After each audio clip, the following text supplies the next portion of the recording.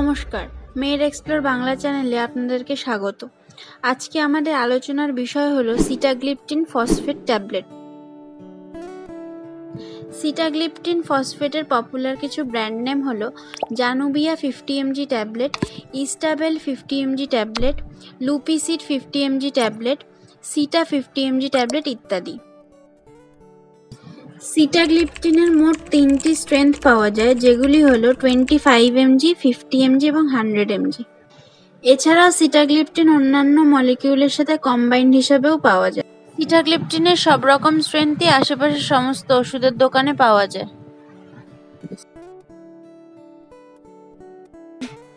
Sitagliptin tablet ব্যবহারের আগে ডাক্তারদের পরামর্শ নেওয়া খুবই জরুরি, কারণ ডাক্তাররা এজ, ওয়েট, বিভিন্ন ধরনের ব্লাড টেস্ট এবং পেশেন্টের কন্ডিশন অনুযায়ী ডোসেজ এবং ডিউরেশন ঠিক করে।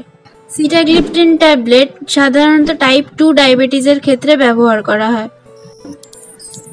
সিটাগ্লিপটিন ট্যাবলেটের সাথে প্রপার ডায়েট এবং প্রপার এক্সারসাইজ করাটা খুব জরুরি। টাইপ 2 ডায়াবেটিস বেশিরভাগ বয়স্ক লোকেদের মধ্যেই দেখা যায়, কিন্তু বর্তমান সিচুয়েশনে অনেক কম বয়সী লোকেদের মধ্যেও টাইপ 2 ডায়াবেটিস দেখা যাচ্ছে।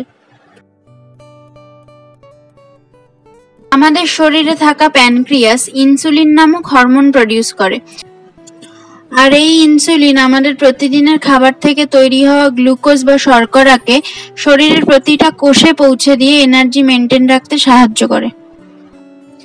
আমাদের শরীরের সেলস বা কোষ যখন ইনসুলিনের সাথে ভালোভাবে কাজ করতে পারে না বা রেসপন্স দেয় না, তখন গ্লুকোজের লেভেল ধীরে ধীরে বাড়তে থাকে, আর সেই কারণে গ্লুকোজ সেলসে না গিয়ে ব্লাড স্ট্রিম বা রক্ত প্রবাহের সাথে মিশে যায়, যাকে টাইপ 2 ডায়াবেটিস বলা হয়।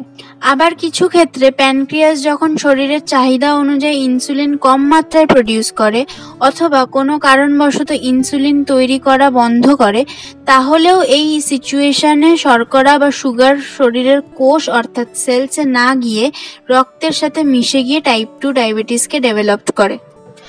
আমাদের শরীরে জিএলপি নামক সল্ট থাকে, যার কাজ হলো ব্লাডে গ্লুকোজের মাত্রা কমাতে প্যানক্রিয়াসকে পর্যাপ্ত পরিমাণে ইনসুলিন বানানোর সিগন্যাল দেওয়া।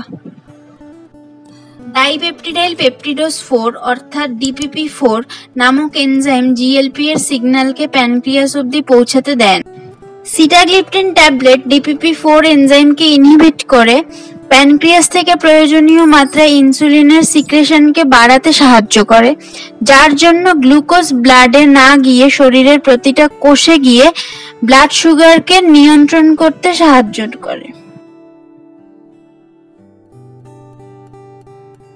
যাদের টাইপ 2 ডায়াবেটিস থাকে তাদের মধ্যে এনার্জি লস, শরীরের ওজন কমে যাওয়া কিংবা বেড়ে যাওয়া, চোখের বিভিন্ন সমস্যা, প্রয়োজনের তুলনায় বেশি জল তৃষ্ণার অনুভূতি, বেশি পরিমাণে ইউরিন হওয়ার কারণে বারবার বাথরুমে যাওয়া, কোলেস্ট্রলের মাত্রা বেড়ে যাওয়া থেকে কিডনির বিভিন্ন সমস্যার মতো আরো অন্যান্য সিরিয়াস প্রবলেমও দেখা যেতে পারে। Kidney patient, pregnant women, breast feeding mother, alcoholic এবং স্মোকার পার্সনদের ক্ষেত্রে সিটাগ্লিপটিন ব্যবহারের আগে ডাক্তারের পরামর্শ নেওয়া আবশ্যক। সিটাগ্লিপটিন ব্যবহারের পর কিছু মানুষের ক্ষেত্রে অ্যালার্জি, হেডেক বা মাথা ব্যথা, হাইপোগ্লাইসেমিয়া, ডায়রিয়া, প্যানক্রিয়াস ইনফ্ল্যামেশন ইত্যাদি আরো অন্যান্য সমস্যাও দেখা যেতে পারে।